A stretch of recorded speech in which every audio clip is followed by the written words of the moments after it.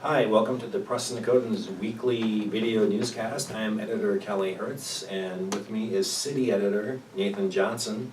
And one thing we want to start off with today is some changes coming up in the Press Dakotan newsroom, and one of them will be, unfortunately, about Nathan. Nathan, you'll be leaving us after 11 years, at least on this stint, almost 11 years as city editor. You'll be leaving us at the end of July.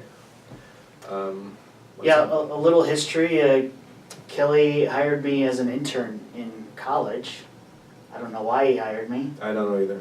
And then I was gracious and I left so he could correct his mistake. Yes. And then I came back and asked for a job and he gave me another job. So Yes. And this is where I've been my whole professional life, I guess. And you will be moving on.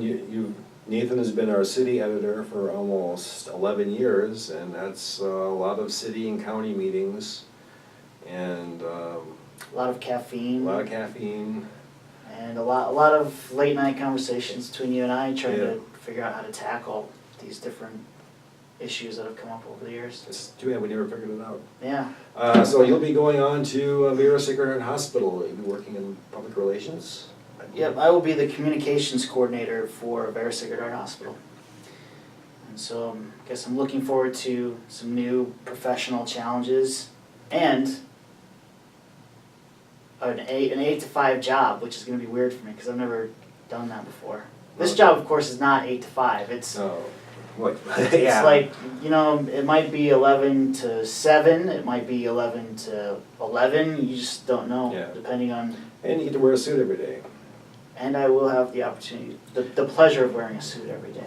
Okay. Which I'm sure you would have allowed here, but I just... Yeah, if I had thought of it, pretty sure. But taking Nathan's place will be Rob Nielsen, who's been a staffer for us for about a year.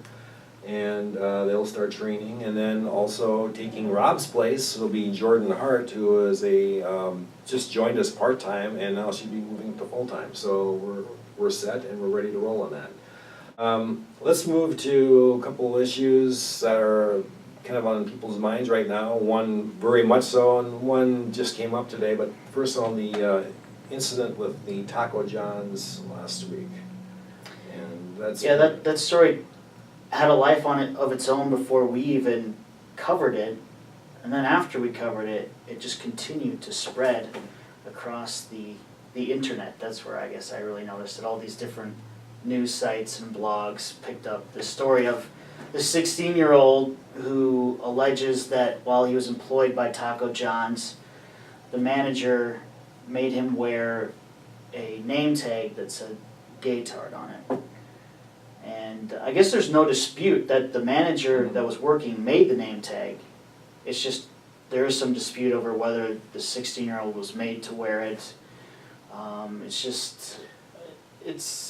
It's a story that, it's one of those employer issues that we typically don't get involved with because you just don't know the motivations that are involved on either side. Yeah, generally we wait for legal action because Right. anyone can make claims like that, and as I have an editorial that I've written for Tuesday's paper to talk about a little bit of what was going on there, because this thing was just taking off on social media and whatever else, and it was very difficult for us to kind of sort out the anger, peel away the anger and the emotion to getting to the facts of the case, which were more difficult to kind of mine out of the situation. And it's just one of the allegations are such that they really created a visceral reaction, and so a lot of judgment was being cast online, and so I guess we felt we had to try to figure out, to wade through some of the allegations and see if we could come to any factual basis. And you were able to speak to the manager and get involved in that. Yeah, so I felt we did a good job with the story. Yes.